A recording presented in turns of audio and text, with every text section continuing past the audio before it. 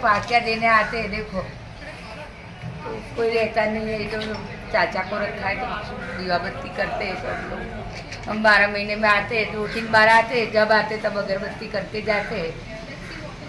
और अपने बच्चों को ये याद तो क्या करने का, हर समय दिल में अपने याद तो रहती है इनकी।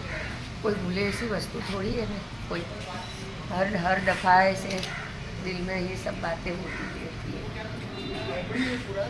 याद आती है कि हम लोगों को बचाओ बचाओ, वैसे हम लोग भी ऐसे ही आवाज़ दे रहे थे, बचाओ बचाओ।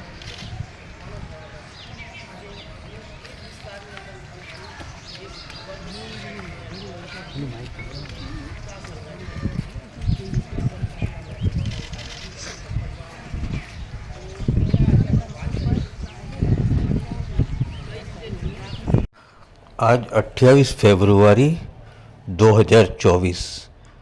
2002 के तूफ़ानों को आज 22 साल पूरे हो रहे हैं। ये फ़ोटोग्राफ है गुलबर्ग सोसाइटी, 2002 के फाइल फ़ोटोग्राफ, जो पूरी सोसाइटी ख़त्म कर दी गई थी। यहाँ कांग्रेस के एक्स MP मरहूम एहसान जाफरी साहब का भी बंगला था। मरहूम एहसान जाफरी साहब भी 2002 के तूफ़ान में शहीद हो गए थे। मैं जावेद राजा 2002 में इंडियन एक्सप्रेस न्यूज़पेपर में फ़ोटोग्राफ़र था। गुलबर्ग सोसाइटी का 28 फरवरी को जो हादसा हुआ, उसके लगभग 5-6 दिन बाद मैं यहाँ फ़ोटोग्राफ करने आया था। सिचुएशन ये थी कि यहाँ अंदर एंट्री नहीं होती थी ये एरिया में किसी भी फ़ोटोग्राफ़र की। यहाँ का हाल देख के मेरे आंखों में आंसू थे, लेकिन पार्ट ऑफ जॉब के हिसाब से फ़ोटोग्राफ कर रहा था और सोच रहा था धर्म के जुनून में इंसान कितना राक्षस बन जाता है। इसका जीता जागता सबूत है गुलबर्ग सोसाइटी। नमस्कार, मुस्लिम ऑफ गुजरात में स्वागत है आपका। आज हम और हमारी टीम जो पहुंची है गुलबर्ग सोसाइटी में, जहां पर हम आए हुए हैं। ये वो सोसाइटी है जिस वक्त घोचरा कांड हुआ था और आज उसको 22 साल बीत चुके हैं। उसके बाद भी आज इसकी वीरानियत जो है वो उन परिवार को पुकार रही है और इसकी जो हालत है आप देख सकते हैं, दुर्दशा जिस वक्त की गई थी। आज 22 साल हो चुके हैं, फिर भी वो खंडेर नज़र आ रहा है जहाँ पर बर्बरता गुजारी गई थी। ये वो मकान है जो पूर्व सांसद एहसान जाफरी कांग्रेस से थे, जिनका ये मकान है। इसी मकान में जो है सोसाइटी के तमाम लोग इकट्ठा होकर यहाँ पर मौजूद थे इस घर में। ये वो घर है और अभी भी ये मकान वैसा के वैसा है जिस वक्त यहाँ पर दंगे हुए थे और इस मकान के साथ साथ पूरी सोसाइटी के लोगों पर बर्बरता गुजारी गई थी। यहाँ पर दीवारें भी आप देख रहे होंगे, आज भी वो काले दाग, वो काले धब्बे मौजूद हैं जो 2002 के समय पर मानवता को शर्मसार कर दिया था, मानवता को नीचा गिराया था।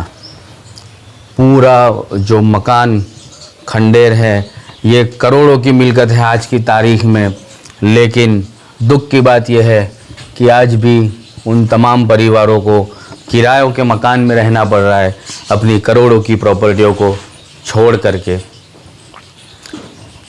हालांकि पूरा मामला जो है इस वक्त न्यायपालिका में है और हर साल ये लोग जो है परिवार के लंगा हुआ था। हर साल परिवार के लोग आते हैं और अपने मरहूमीन को नजराना पेश करते हैं, कुरान की तिलावतें होती हैं और मरहूमों को लिए कुरान पढ़कर उनको जो है बख्शा जाता है। उनकी रूह को, आत्मा को शांति के लिए यहाँ पर जो कुरान का पाठ पढ़ा जाता है। अभी तमाम परिवार के, सोसाइटी के लोग जो है वो यहाँ पर आएंगे, कुरान खानी होगी और यहाँ पर जो है कुरान का पठन करने के बाद उनकी आत्मा की शांति के लिए दुआएं की जाएगी। पूरा मकान खंडेर में तब्दील है और पूरी वीरानियत जो है यहाँ पर नज़र आती है। उस वक्त की बर्बरता को आप अगर देखेंगे वीडियोस में, पुरानी वीडियो अगर निकाल के आप देखें तो ये वही मकान है जहाँ पर एहसान जाफरी के समेत कहीं लोगों को जो है जिंदा जलाया गया था। लेकिन परिवार के तमाम लोग यहाँ पर आते हैं उनकी आत्माओं की शांति के लिए। यहाँ पर हर साल जो है कुरान का दौर रखा जाता है, कुरान का पठन होता है। पूरी तरह से आप देखें इस बिल्डिंग को और 22 साल बीत चुके हैं। 22 साल के बाद भी न्याय अब तक जो है न्यायपालिका में ही अटका हुआ है। आगे कब तक इन्हें जो है इन मकानों में रहने की इजाज़त मिलेगी ये आने वाला समय ही तय कर पाएगा। लेकिन 22 साल बीत चुके हैं। उन 22 सालों में कहीं लोग जो हैं उनका भी देहांत हो चुका है, कहीं परिवार के जो मुखिया थे उनका भी देहांत हो चुका है। ये उस समय की जो ये तमाम तस्वीरें आप देख सकते हैं जो अपने व्हीकल्स वगैरह यहाँ पर छोड़ के गए हैं, वो भी अब ऐसी वैसी की वैसी हालत में है। पूरा जो है सोसाइटी अभी इसे न्यायपालिका की जो है नज़र में है और वीरानियत अब भी अभी मौजूद है।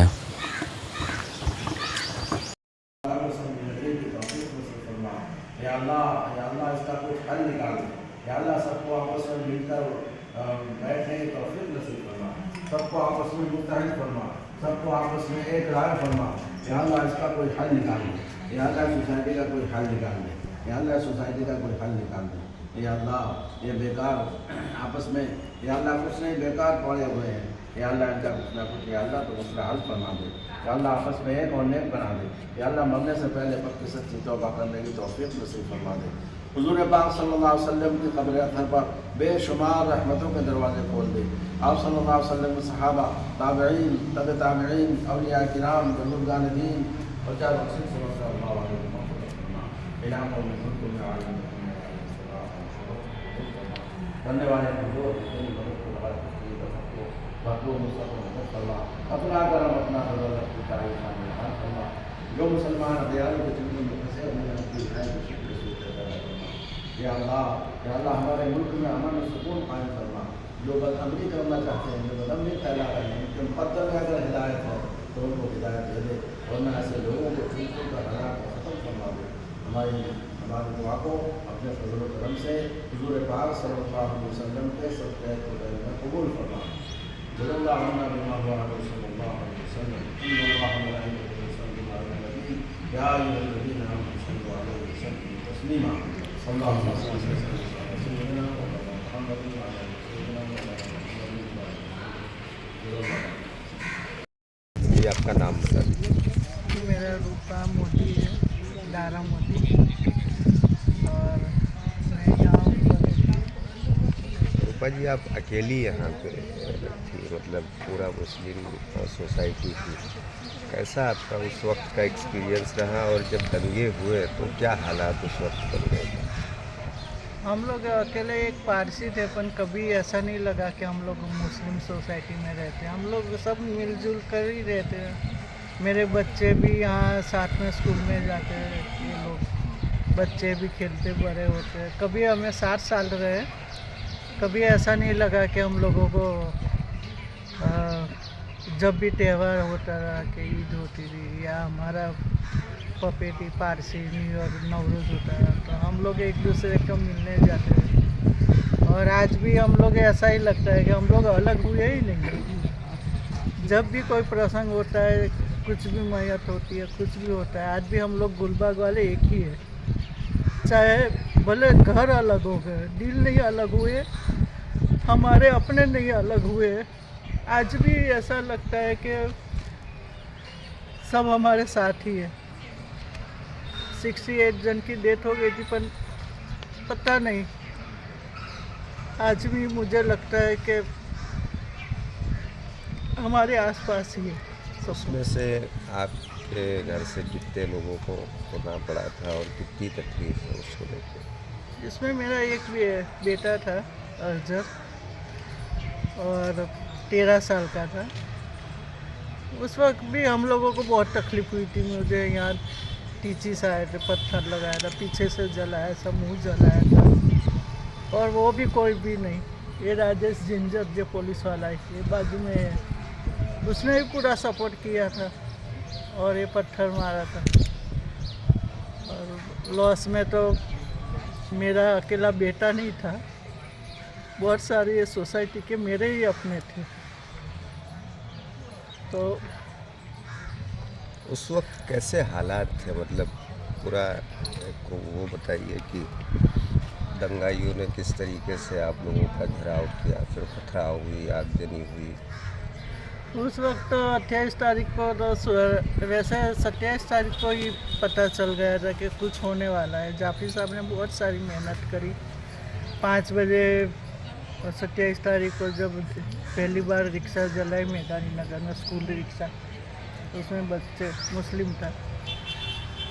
बाद में भी पता चला था कि ये कुछ होगा।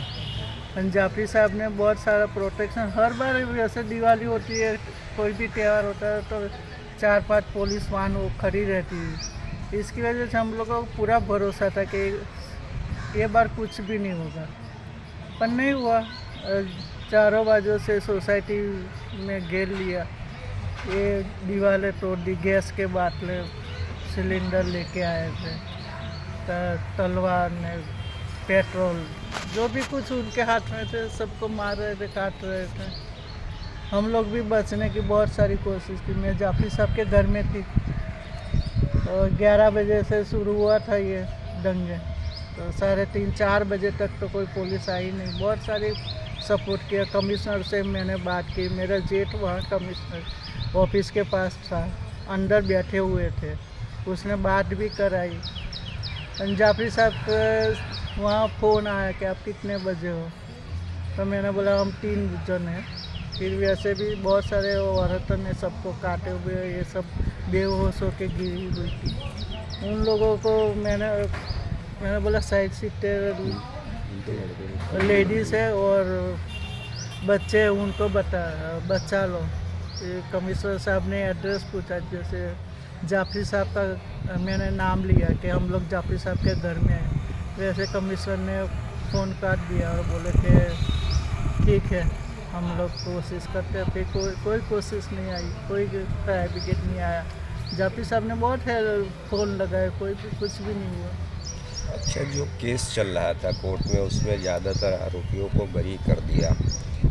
कितना आप इस फैसले से वो हैं, खुश हैं, और क्या आपकी डिमांड क्या है? आरोपी का तो देखो उनकी सरकार है, उनके सब मंत्री, अब तो आरोपी के संबंधी भी मंत्री बन गए और पूरा सब जैसे माया कोडानी है, बीपी उसका नरोदा पाटिया में सांसद हो गए आरोपी की बेटी, और सब अब तो फूलहार करते हैं। तो हम लोग वैसे पूरे आरोपी अब बाहर ही है। तो हमने तो बहुत कोशिश की, 22 साल, आज भी हमारा केस चलता है गुजरात हाई कोर्ट में।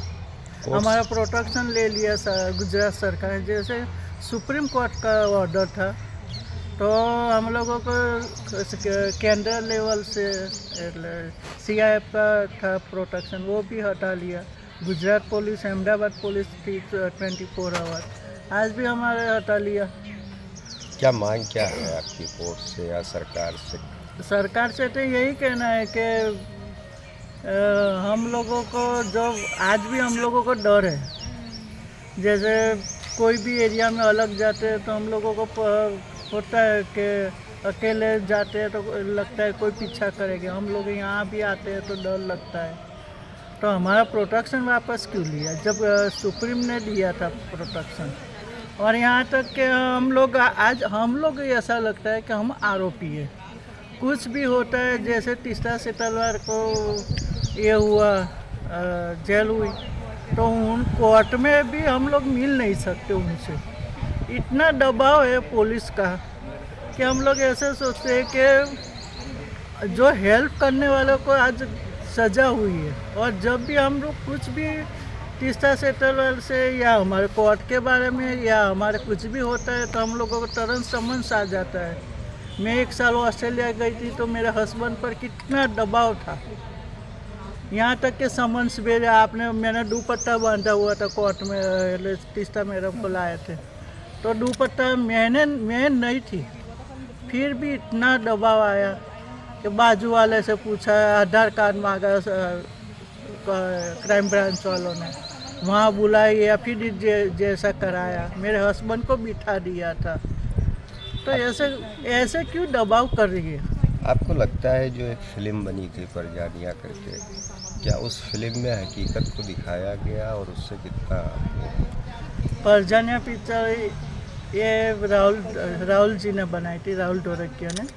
वो हमारा फैमिली मेम्बर जैसे था, उनका मेरे बेटे को बड़ा किया है, खेल के बड़ा किया। तो उसको ऐसा लगा, एक हिंदू था जो उनका फाइनेंसर भी हिंदू था, तो उन लोगों को लगा कि एक माँ को एक बेटे को मिलाना चाहिए और खोजना चाहिए, तो एक पिक्चर बनी। यहाँ तक कि बाबू बजरंग जैसे एक आरोपी ने डिसाइड किया कि कोई जगह पे पिक्चर नहीं रिलीज़ होने चाहिए। बहुत जगह पे उसको हम लोगों ने ट्राई किया, राहुल जी ने ट्राई किया, पर नहीं रिलीज़ होने दी।